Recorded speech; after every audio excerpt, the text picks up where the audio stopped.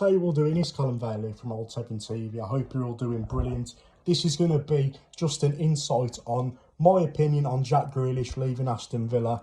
And I've been giving it some time. I wasn't going to do this video today, but from what I've seen on social media and Twitter, and with it causing a little bit of a divide on social media, I thought I'd pretty much break my silence really on what I think about this transfer. Is it good business for City on a City's point of view? Is it good business for Villa having 100 million? And in all seriousness, if he goes, he goes. If he stays, he would have stayed. I don't really care, in all honesty.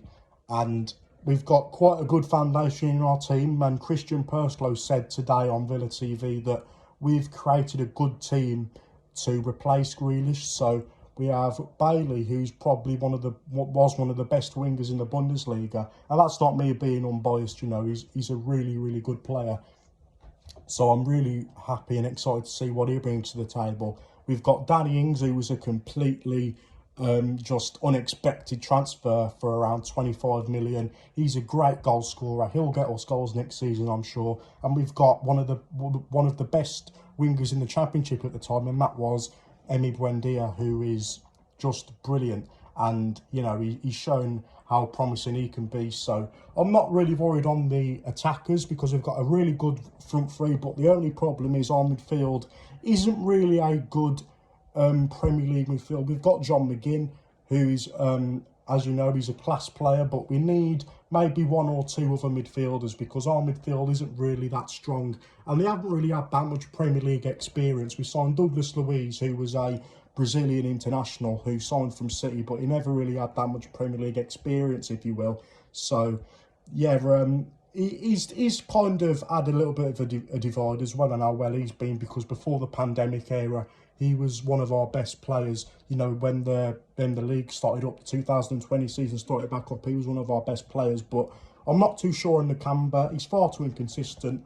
We need to buy a good quality midfielder now, because Ward-Prowse has been on our agenda now for about a month and he's been injured, so we cannot sign Ward-Prowse. Who was you bringing? I'd like to see Burge come in from Sheffield United, because they are now a Championship team, so hopefully he can be a little bit cheaper with them being in the Championship.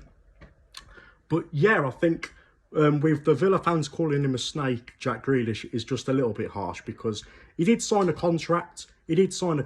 But in his contract there was a release clause, so if anybody would come in, any Champions League quality teams would come in for him, he would negotiate the deal, and Man City were the only team to pay the release clause. Was it agreed on City's behalf? Probably, but they are rich and they deserve to spend the money.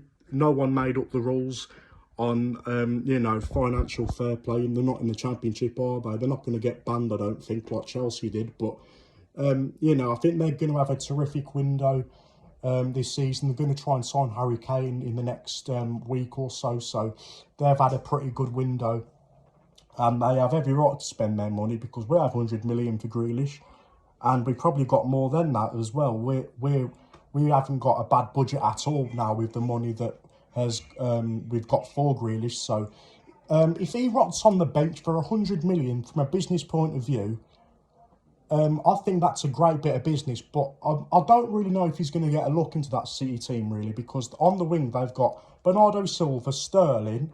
On the opposite wing they have Riyad Mahrez. They've also got Phil Foden on the wing.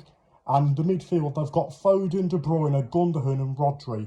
I really don't think he'll get a start in. If you can't start at the Euros, you probably can't start in the City team, let's be real.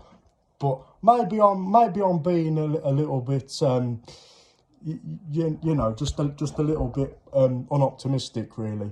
So, yeah, what's your guys' thoughts on the Grealish signing? Let me know in the comments below. All I'm saying is good luck to Man City on the rest of their season. They pissed the league last season, so, you know, they might potentially do the same with the window they're having at the moment. So, yeah, good luck to see. I hope you get the best you can out of Grealish, and it's a good situation to be in from a business point of view for a Villa fan, because 100 million, we could do a lot with that money, and we're not too far away from having a good top 5 Premier League side at the moment. So thanks so much for watching, guys. Up the Villa. Take care. All the best, and hope you guys do well with Grealish. Take care, and I'll see you very soon. Take care, guys.